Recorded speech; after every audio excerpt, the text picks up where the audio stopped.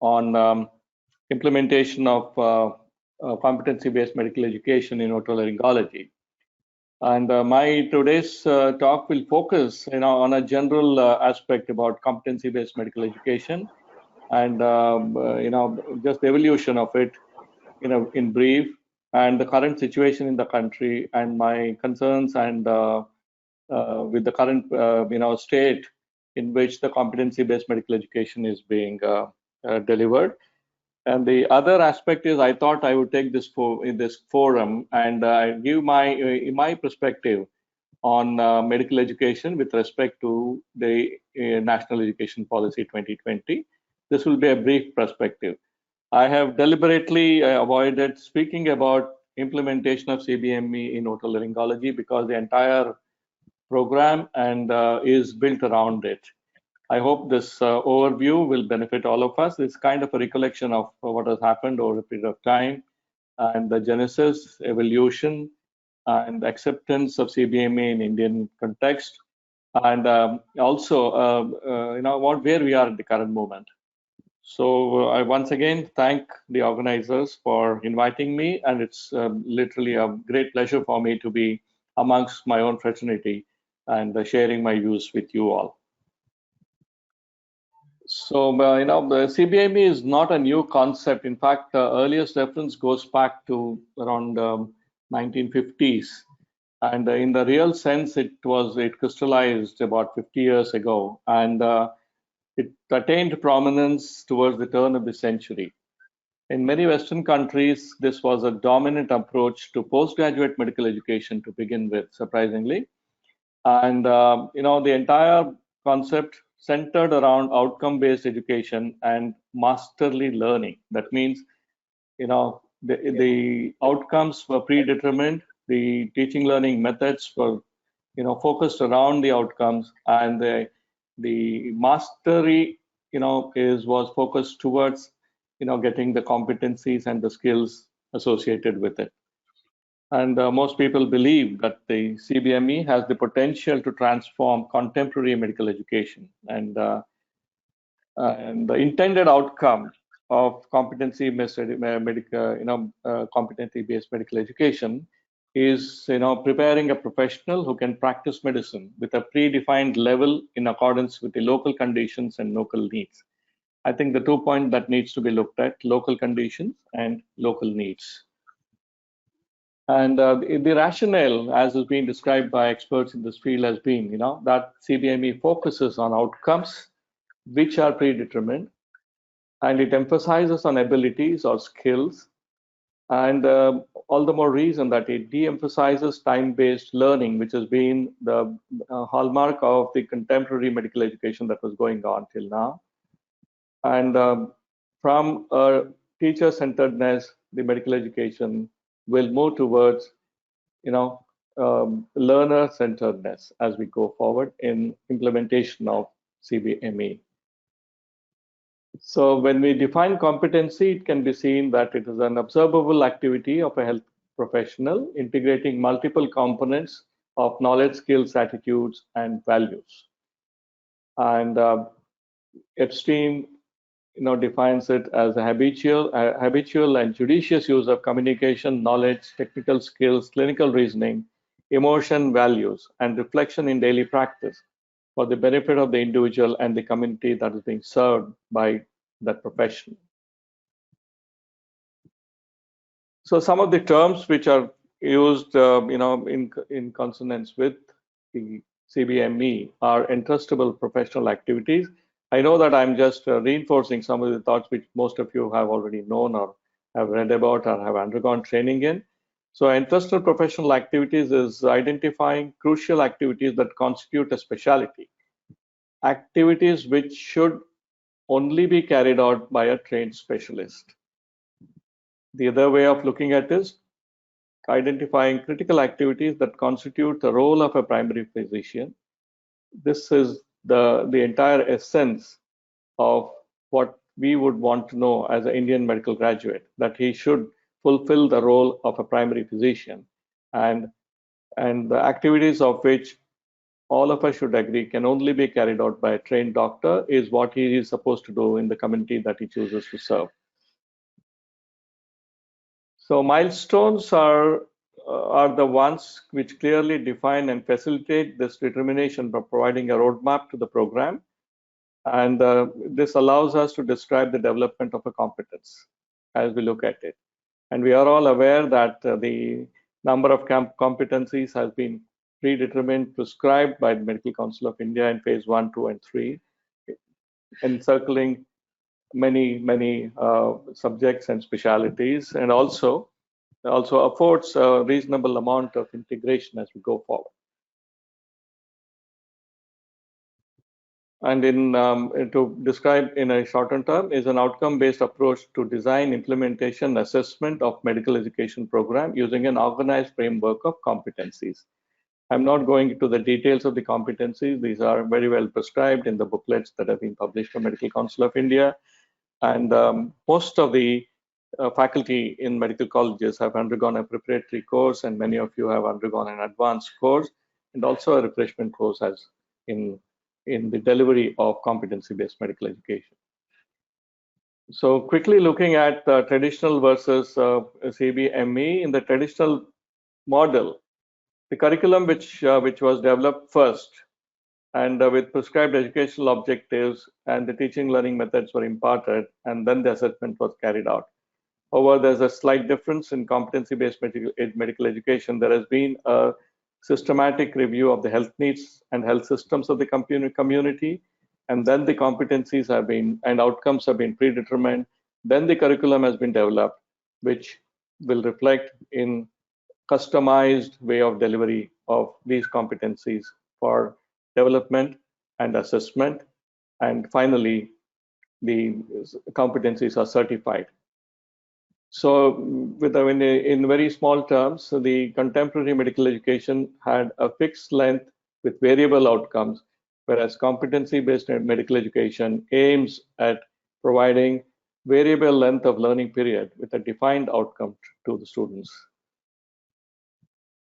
So some of the major differences, just to recollect, in the competency-based medical education, the advancement of students is based on the students acquiring the mastery, whereas in the traditional methods, students advance based on overall coursework, projects, homework, and more focus was on summative evaluation, whereas the competency-based education focuses more on formative evaluation. Second important difference is in the pacing. The students progress at different paces at different areas and have multiple opportunity to demonstrate mastery. Whereas in a traditional method, the students move at a pace set by the instructor, in which it is a teacher-centric approach. If they do not match the pace at which the teacher moves around and the content which is delivered by the teacher, they get low grades or move forward with the class, either with a fail or a repeat, because most of it, the evaluation is based on a summative evaluation. Majority of the performance assessment is based on a single day's performance. Instruction is developmentally appropriate, customized to match the learning needs, and increasingly challenging. This is about the competency-based medical education. That it is developmentally appropriate. That means keeping the development stage of the individual, the instruction will be appropriate to that. Customized to the matching learning needs, because we have already predetermined the learning needs, and therefore the instruction is also customized. And as it goes forwards, it becomes increasingly challenging. Whereas in the traditional method, instruction is standardized for the whole class. That means there's no individual focus. The entire instruction is standardized for the whole class, and the learning standards are designated by the grade level. The learning time here in competency-based medical education is flexible, and it is designed to encourage extended learning opportunities and added support, etc. This is very important to realize here, that the learning is flexible, and it also encourages students to have multiple learning opportunities and ability or the chances to develop this mastery and in additional support that is required in terms of faculty attention or in terms of additional learning material or inculcating self-directed learning in the process, with one of the major objectives of CBME is towards making the student a lifelong learner. So here on the other hand, on the traditional method, the schedule is one size fits all with little or no individualization or flexibility.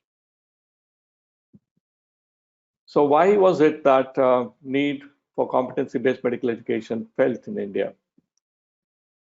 The major goal of medical education is to train and prepare physicians to be locally, competent and globally relevant.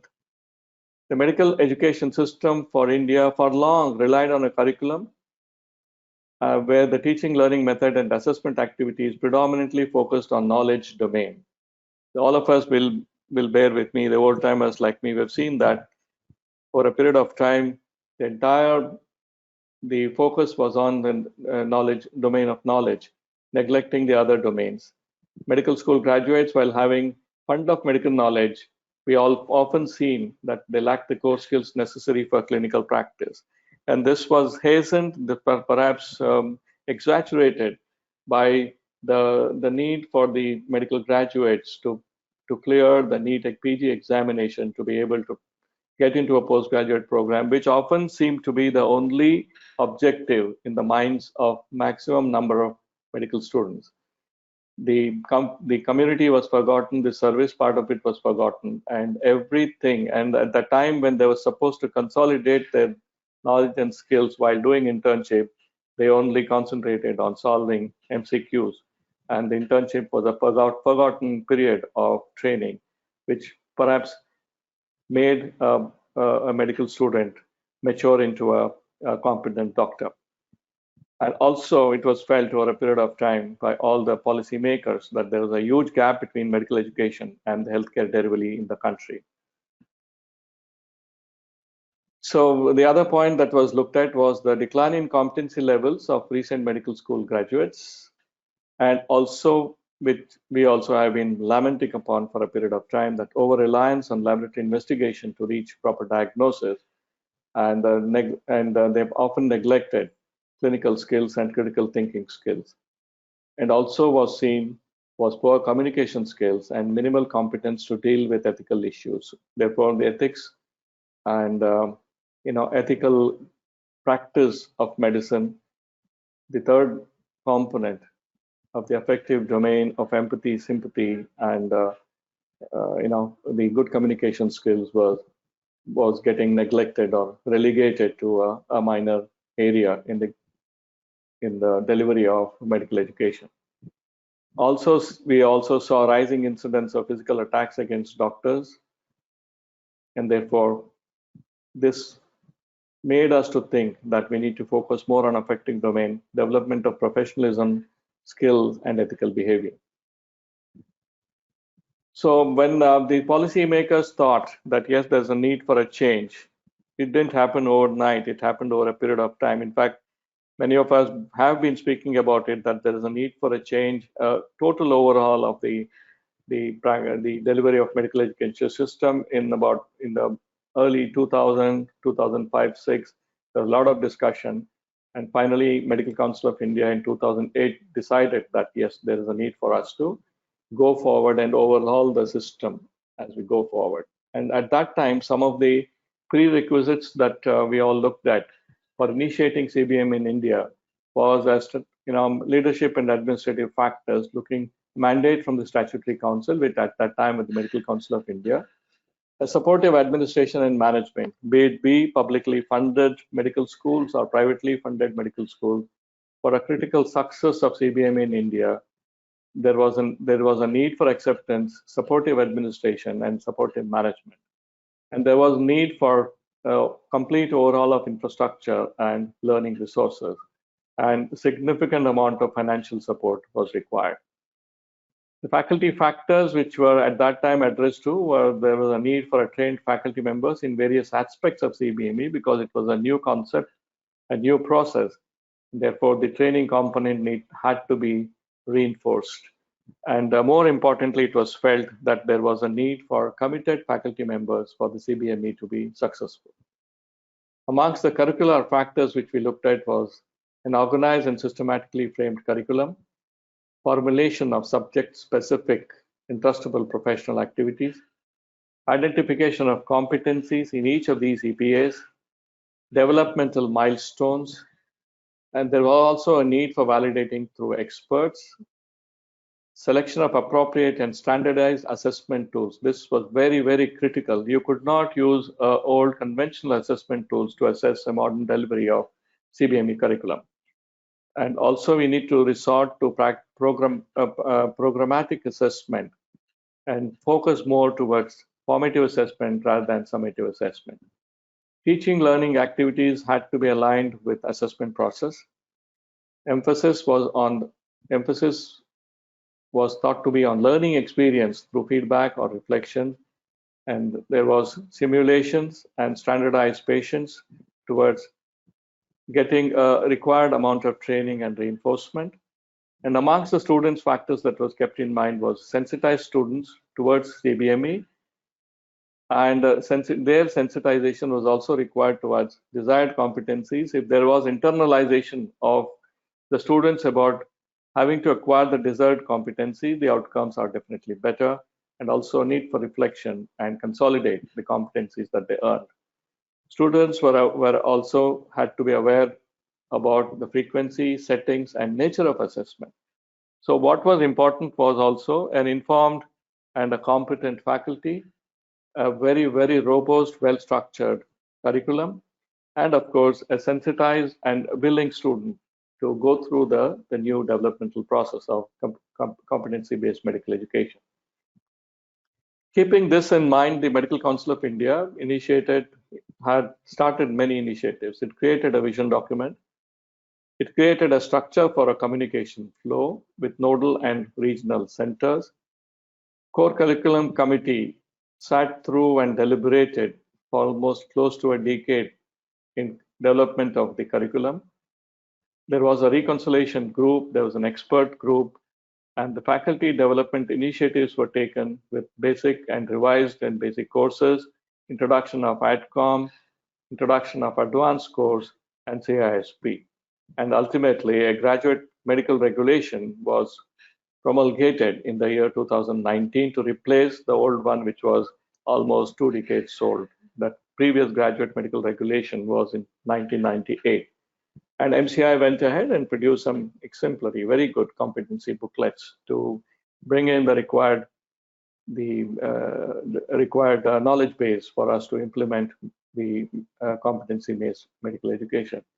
I would like to emphasize here that many of us felt that perhaps the implementation was a bit hurried, and we were a little unprepared to suddenly shift out from contemporary medical education to a competency-based medical education on a fixed timeline of September 2019. And MCI Initiatives with regard to production of the vision document was, it's a really good document. It studied in detail the global trend, and also it did a very good situation analysis of the Indian context, and also identified the locally relevant and feasible changes. I would like to underline the word feasible, because this is the most important component which decides relevance and feasibility are the two things which define whether the program is going to succeed or not going to succeed. So the road ahead, as we see, I just gave you an overview of what has happened and over the period of time, and then the implementation happened in 2019 September. The first batch of medical students got into the MBBS program to be taught with the competency-based medical education. So the road ahead, all of us thought at that time was, yes, this was a time to move on with early positive signs towards curricular reforms. And it was decided to implement it across the MBBS programs across the country, over 550 colleges.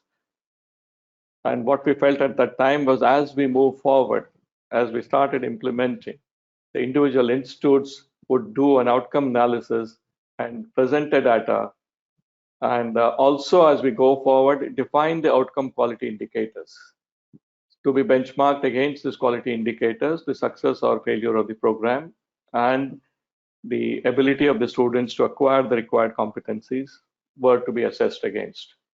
And also, the thought was in the mind that these program evaluation should be done centrally, and also the institutions on at centrally and also at the institution on level 3 of Kirkpatrick model on impact analysis.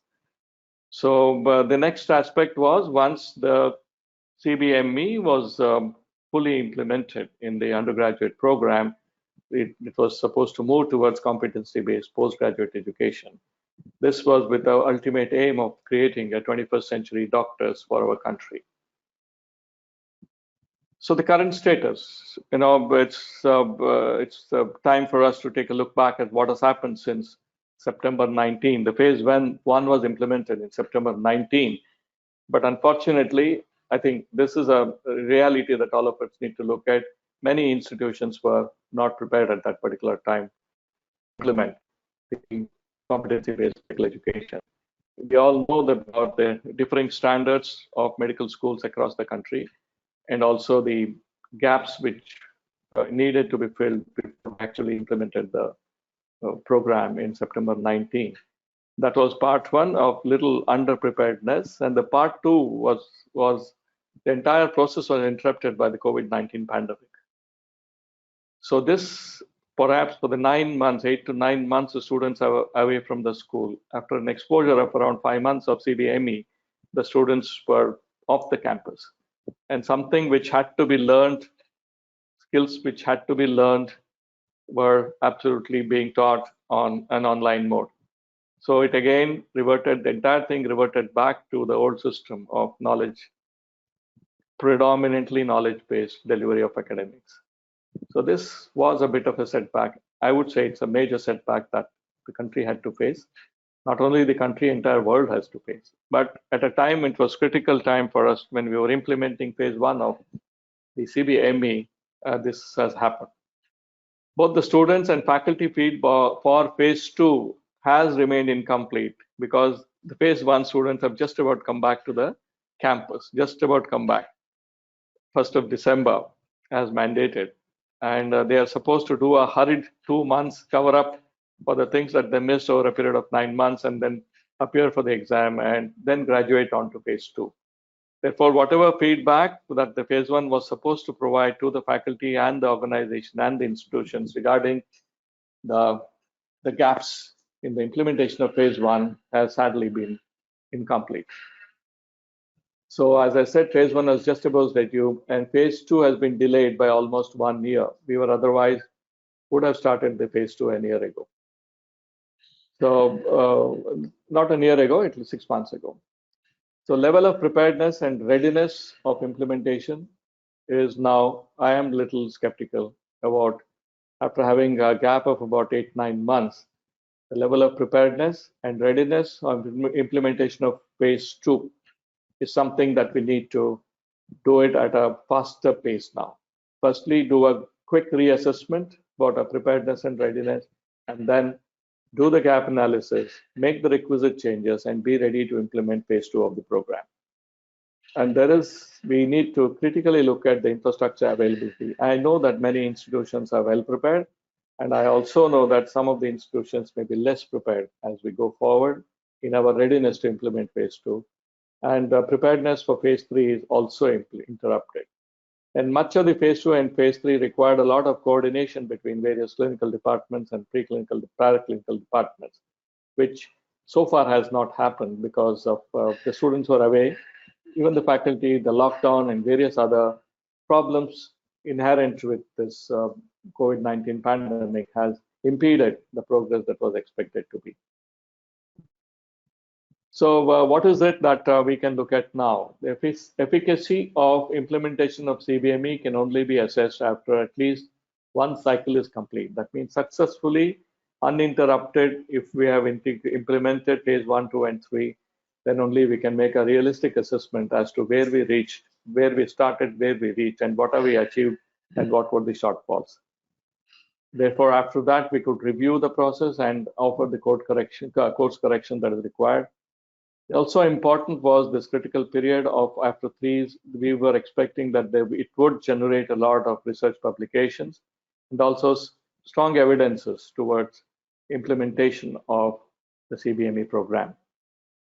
Therefore, one envisages that only after the entire cycle is complete, we could review the entire program and then strengthen the program as we go forward. And I personally believe that the process is in the making. And for us to consolidate and offer a reasonably strong competency-based medical education, we need to complete a couple of cycles to consolidate our entire experience and also bring in uniformity and standardization of CBME across all more than 500 medical institutes of the country. So this is what is my assessment of the current situation of CBME. And I mean, this does not take away the point that this has been a major policy decision. We all welcome it. Nobody expected COVID to come in and interrupt the process. Nobody expected that there would be interruption for a period of close to 9 months, and then there would be a, hurried, concentrated efforts towards, giving the competencies to the students in phase 1. The preparedness of phase 2 and phase 3 would be interrupted. Notwithstanding all these things, we need to remain optimistic. We need to remain committed. We need to, showcase our intent that we're going to take this, delivery of competency-based medical education in its true sense towards success as we go forward. A little bit of thought process. I thought, since I did a little study on the national education policy, I thought I would give a little perspective on medical education with regard to national education policy. It's important, all of us medical educators and all of us, perhaps a quick recollect would be in order. The vision of NEP 2020 is alignment with Global Sustainable Development Goals. So the prescribed Global Sustainable Development Goals have been kept at the center of focus in NEP 2020. And it prescribes an integrated yet flexible approach to medical education with multiple entry and exit options, perhaps not relevant to medical education at this current time, but definitely for general education and technical education.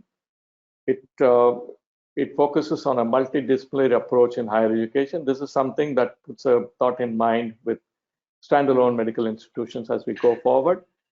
It focuses on high quality research, which is equally relevant in health sciences. It facilitates transformation of the education system, and we are in the threshold of transforming the education system, therefore aligning with the national education policy and our intended change from conventional medical education to competency-based medical education is definitely an important aspect. And of course, facilitating the national development, which is a common goal for all of us. The major challenges for medical education. With regard to NEP, I would look at alignment of the current National Medical Commission with NEP 20. I am a little happy that the structure of the National Medical Commission is more or less in consonance with the structure of the Higher Education Regulatory Authority as it is prescribed in the National Education Policy. The point about light but tight regulatory control. All of us have always felt that the regulator, in our case, the Medical Council of India, was too tough regulator. There was inconsistencies in regulation, there were gaps in regulation, and we all felt that perhaps, we were always talking about the trust deficit between various medical institutions, mostly private medical institutions, alongside with the Medical Council of India. The NMC Act tried to address most of these, shortcomings, and we only hope that the major defined objective of the national education policy of light but tight regulatory control is also adopted by the National Medical Commission. One point that which is still unclear is multidisciplinary approach in higher education, which perhaps would be a major challenge in aligning medical education because most of our medical institutions are unitary institutions, predominantly dealing with medical education only. and whether how we would be integrating multidisciplinary approach into in the medical education is a major challenge which needs to be looked at. And also, it's important for the institutions and the policymakers of the medical education to be in tune with higher education and technical education institutions. The entire idea of NEP has been to produce a good, thoughtful, well-rounded, creative graduates who will benefit the community in which they choose to serve from. This precisely is the right, rather, this is the key goal of the new CBME2. And the other important thing with all of us need to give in mind, though we have been able to introduce some of these aspects of social sciences, liberal arts, and multidisciplinary elements in terms of providing electives, I think there is a need for us to integrate like social science and liberal arts in a much larger fashion when we are delivering medical education. Now, a quick look at the verticals of the Higher Education Commission of India. So one vertical leads only at Regulatory Council. The next one looks only at the accreditation. Third vertical leads with the grants, and the fourth vertical leads with the professional standard setting bodies or the erstwhile regulatory bodies controlling a myriad of regulatory affairs. This is precisely on a similar line. The NMC also has been reorganized, and because we are delinking the major four functions of erstwhile Medical Council of India, which had amalgamated our major four functions into one system. Now it has clearly delineated into four verticals. So institutional restructure and consolidation, national education policies talks about all higher education institutions, including technical HEIs, to become multidisciplinary by 2040. This, I feel, is a major challenge for medical education. We need more clarity on this. What will happen to standalone unitary medical colleges when we look at all technical HEIs to become multidisciplinary? So there is perhaps needs more clarity and more definement in terms of what do we mean by multidisciplinary institutions. So all universities will be classified under research intensive university, teaching intensive university, and autonomous degree granting colleges. Deemed affiliating university and unitary institutions will be replaced by the term universities, which will essentially be multidisciplinary. This change is also envisaged in NEP in medical, technical, legal, agriculture universities and unitary institutions. This is where the challenge will come. This is where more clarity is required. And in professional education, the emphasis is on offering holistic multidisciplinary programs. Therefore, there is a need for us to take a relook at medical education, which predominantly is single discipline based. Healthcare education requires to re-envision duration, structure, and design of the role and the roles the graduate will play. Fortunately for us, this has been taken care of in the 2019 Graduate Medical Regulation.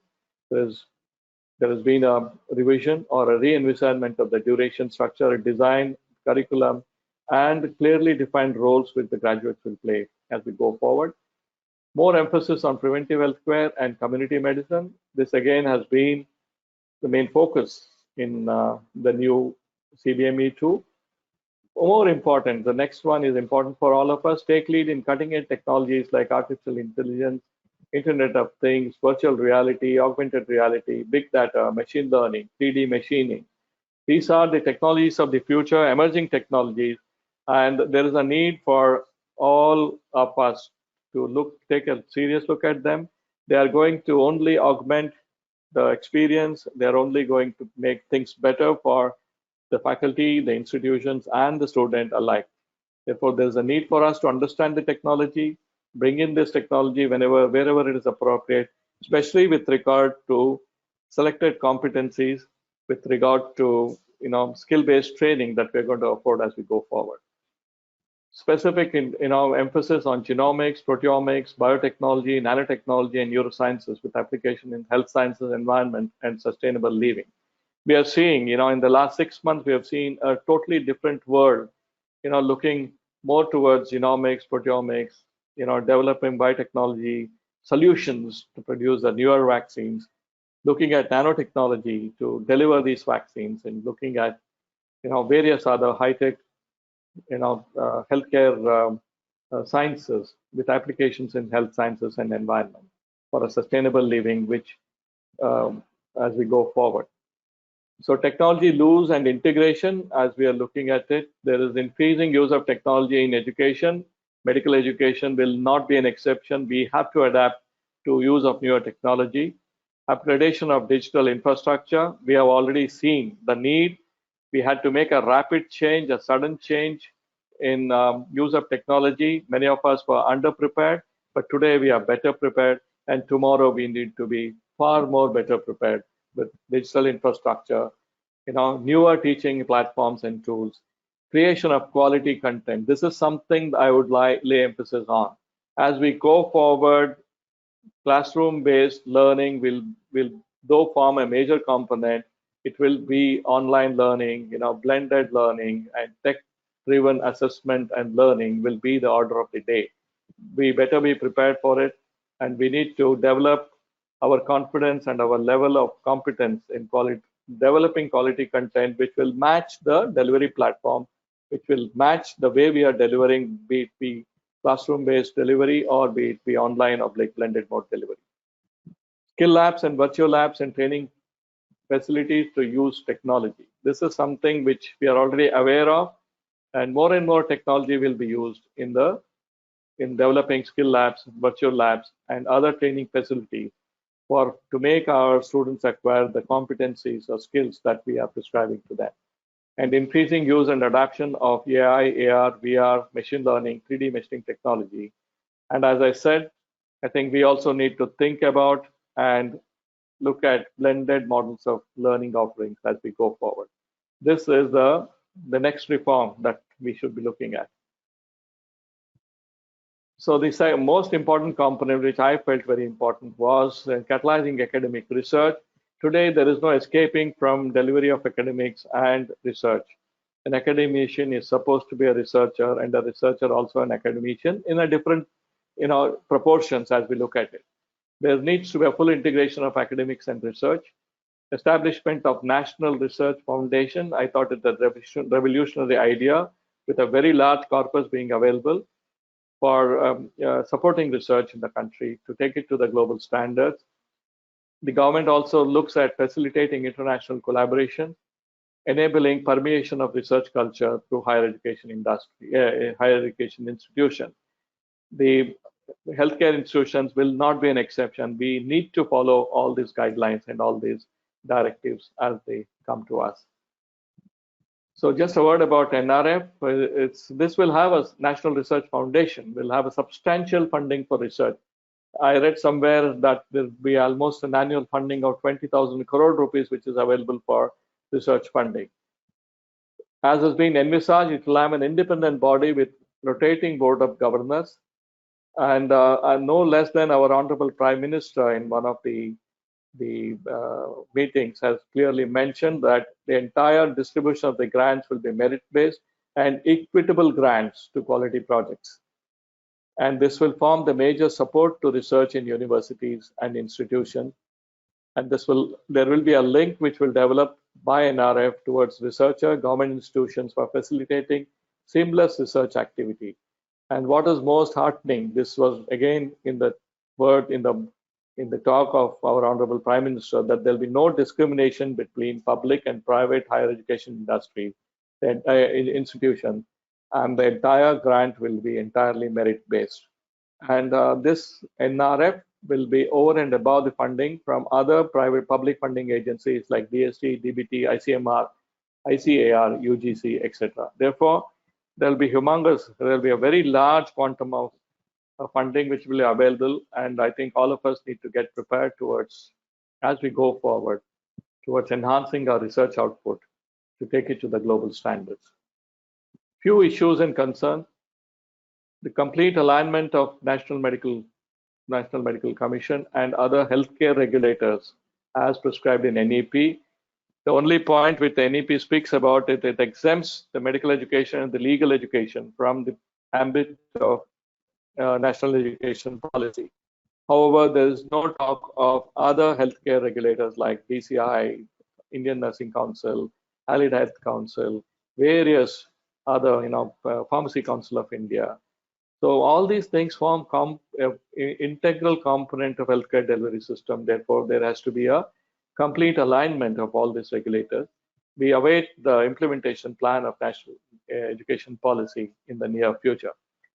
Integration and harmonization of all healthcare education regulators. This is very, very critical. We have seen often there's harmonization is less than acceptable. And the important fact is about accreditation and ranking. Healthcare accreditation and ranking, these two crucial issues will play a big role as we go forward. So the accreditations could be for the programs, for the program accreditation, institutional accreditation, individual standard setting accreditation. Therefore, there are myriad of options available in accreditation. And this will drive the future or the quality of medical education or healthcare delivery as we go forward. And there is a need for India to align with global medical education system and trends. So one attempt is at implementing competency-based medical education as it stands today. But the whole the outcome will depend on standardization of the curriculum and training method. Though the curriculum has been standardized, we need to focus more on delivery and the training methods. And what is now, which is troubling to all of us, would be there is no reciprocal recognition of Indian qualification and foreign qualification vis-a-vis both. So there is a need for us to develop a holistic curriculum which is acceptable to majority of the foreign countries so that our graduates need not go back and start training all over again. So this is something which needs to be looked at, and I'm sure all the policy makers and our government is focused on this. Therefore, as we go forward, maybe in the next decade, we need to have Indian qualifications which are recognized abroad and foreign qualifications recognized in India, because the medical education would be at least more or less, at least 75% to 80%, there would be mapping of the curriculum, there would be mapping of the delivery portion, there would be mapping of the assessment portion, and therefore all graduates, irrespective of where they graduate from, would have the prerequisites of developing into a first primary care physician. And the next point that perhaps needs further debate would be the proposed next examination, which is supposed to be a national level qualification examination, and also would act as the qualification examination for ranking for the postgraduate admissions. I think it's a very welcome step, but it's very vague as of now. We need to develop this and see where it takes. The government has said that it will be implemented by 2022, but there's a lot needs to be done. Lot needs to be done.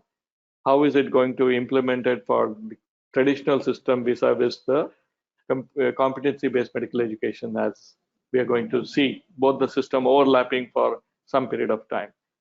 And also, what would be the nature, what would be the blend of assessment which this next examination would offer, looking at formative evaluation playing a major role in medical education and summative evaluation playing a major role in a traditional form of education. These were some of my thoughts. I thought I would share with you all. Many of you are senior, many of you are aspiring academic administrators. I thought this is something that I would look at. And thank you very much.